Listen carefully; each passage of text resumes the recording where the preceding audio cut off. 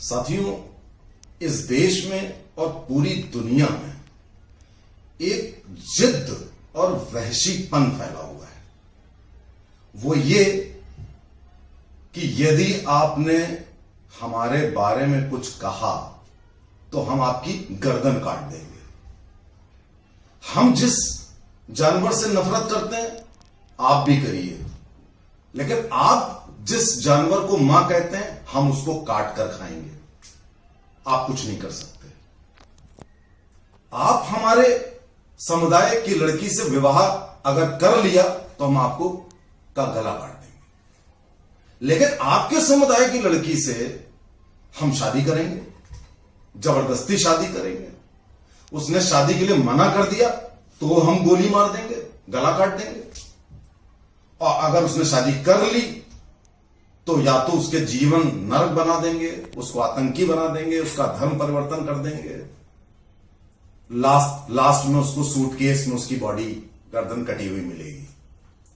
ये वहशीपन पूरे दुनिया में फैला हुआ। अभी आपने फ्रांस में देखा, आप हिंदुस्तान में अभी आपने कल देखा किस तरह एक लड़की को मारा गया।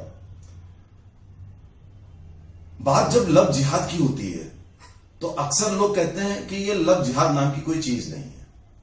मेरे एक बड़े सम्मानित मित्र हैं, वो कहते हैं कि ये तुम गलत कहते हो, लव जिहाद तो है नहीं भाई, प्रेम तो प्रेम है, किन्हीं दो में हो जाए। बात बिल्कुल सही है, लेकिन क्या यह संभव है कि प्रेम में केवल एक समुदाय की ही लड़की होगी और एक समुदाय का ही लड़का होगा? क्या यह पॉसिबल है? केरला में लव जिहाद के 200-250 मामलों में यकीन मानिए एक भी हिंदू लड़का नहीं है या मुस्लिम लड़की नहीं है। 100% के 100% मुस्लिम लड़का, हिंदू लड़की। बाकी जगहों पर शायद हजारों में एक निकल आता हो और उसमें भी फिर फतवे जारी होते हैं। अब देखिए, वो एक नुसरत जहां करके वेस्ट बंगाल की लेडी थी, उसने किसी जैन से शादी करी और कितनी खुश है। उसके आप फोटोग्राफ देखिए कि कितना बढ़िया है माहौल। धमकियां मिल रही हैं, वो तो चूंकि सेलिब्रिटी है तो उसने अपने आप को बचा लिया, लेकिन अगर वो किसी समाज में होती तो या तो उसको मार देते या उसके पति को मार देते। ये बेईमानी कब तक चलेगी? और अगर ये कहा जाए कि लव जिहाद इज लव अफेयर, तो भैया एक बात बताओ कि फिर उसमें धर्म परिवर्तन क्यों होता है?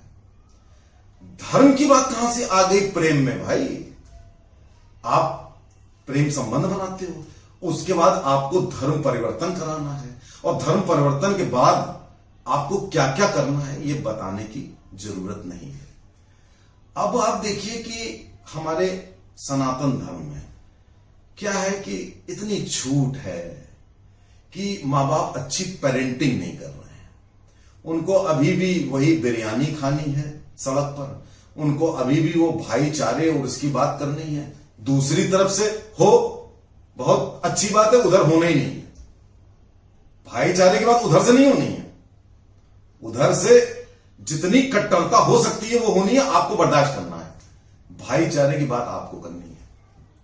और पेरेंटिंग ऐसी हो गई है कि कहीं ना कहीं लड़कियों को जिस तरीके की छूट दी जा रही है और एक्सपोजर, अक्सर लोग पूछते हैं कि लव जिहाद का कारण क्या है? कारण यह है कि अरे भाई, जो हिंदुओं में लड़के होते हैं वो पढ़ने लिखने के लिए चले जाते हैं, वो शहर अपना छोड़ के कहीं और चले जाते हैं।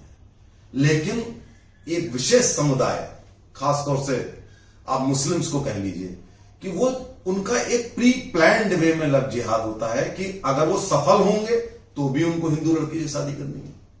जितने फिल्म स्टार्स हैं, जितने सेलिब्रिटीज हैं, सफल होने के बाद हिंदू ही लड़की से शादी करते हैं। आपको एक एग्जाम्पल बड़ा रेयरली मिलेगा कि किसी फिल्म स्टार ने किसी मुस्लिम फिल्म स्टार ने किसी हिंदू मुस्लिम लड़की से शादी कर ली। बड़े अफसोस की बात है। और उसके बाद क्या करते हैं कि उसको अपने तरफ मिला करके फिर किस तरीके से वो धर्म का नाश, दूसरे के धर्म का नाश करना है, दूसरे के धर्म की गाय भी खानी है, उसके मंदिर तोड़ने हैं, उसकी मूर्तियां तोड़नी है, वो जायज है। और जब वो कोई बात हो जाए कि जैसे अभी कांड हो गया लड़की को मारने वाला, तब कहा जाएगा कि ये कानून व्यवस्था है, वो तो प्रेम प्रसंग में मार दी, कोई हिंदू भी मार सकता, उसमें ये लॉजिक है।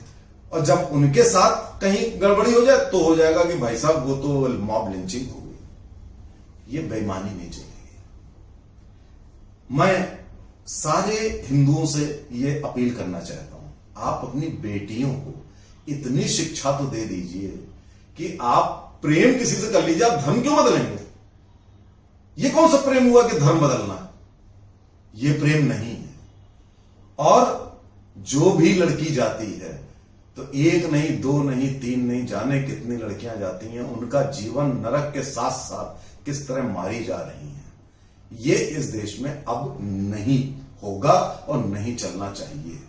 इस नाम पर सरकार को भी, समाज को भी, सनातन धर्म को भी, हमको आपको भी ये विरोध जताना पड़ेगा।